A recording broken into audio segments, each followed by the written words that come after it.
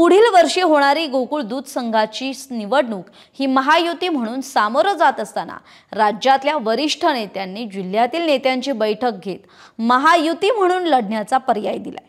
मात्र मंत्री हसन मुश्रीफ आणि काँग्रेसचे नेते आमदार सतेज पाटील यांच्या राजकारणापलीकडची मैत्री पाहता महाडिक गट मुश्रीफांच्या भूमिकेवर आतापासूनच संशय व्यक्त करतोय। आज झालेल्या वार्षिक सर्वसाधारण सभेत संचालक वाढीचा ठराव हा मंजूर करण्यात आला। आता isakal.com आहे देशातील नंबर 1 ची मराठी न्यूज वेबसाईट। प्रत्येक अपडेटसाठी isakal.com ला नक्की भेट द्या। त्याला खरं तर विरोधी संचालिका शौमिका महाडिकांनी विरोध केला।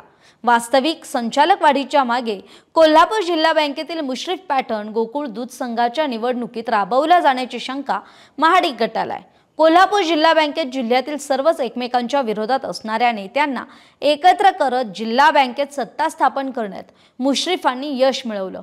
तोच पर्याय संचालक वाढीच्या माध्यमातून गोकुळमध्ये राबवण्याच्या हालचाली खेळल्या जात असल्याचा आरोप महाडिक गटाचा आहे। यंदाच्या वार्षिक सभेत मंत्री मुश्रीफांचे चिरंजीव आणि गोकुळ दूध संघाचे अध्यक्ष नवीद मुश्रीफ यांनी शौमिका महाडिक यांना व्यासपीठावर येण्याची विनंती करत सभेतील गोंधळ परंपरेला फाटा देण्याचा प्रयत्न केला।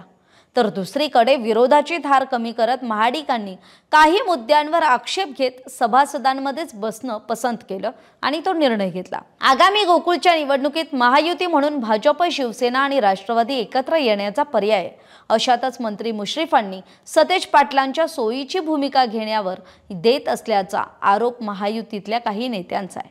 त्यामुळे आगामी निवडणुकीत सतेज पाटील यांच्यापेक्षा मंत्री मुश्रीफांची भूमिका महाडिक गटासाठी धोक्याची आहे असा समज महाडिक गटाला आहे। त्यामुळे आतापासूनच मुश्रीफांची सावधखेळी आणि महाडिकांची तिरकी चाल ही एकमेकांच्या विरोधात संघर्ष निर्माण करण्याकडे चालली आहे।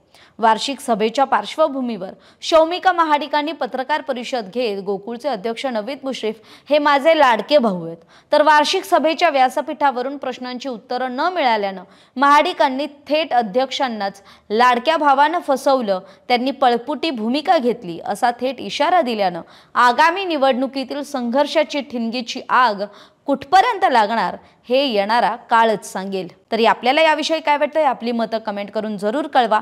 याविषयीचं लिखाण केलं होतं माझे कोल्हापूरचे सहकारी राहुल गडकर यांनी।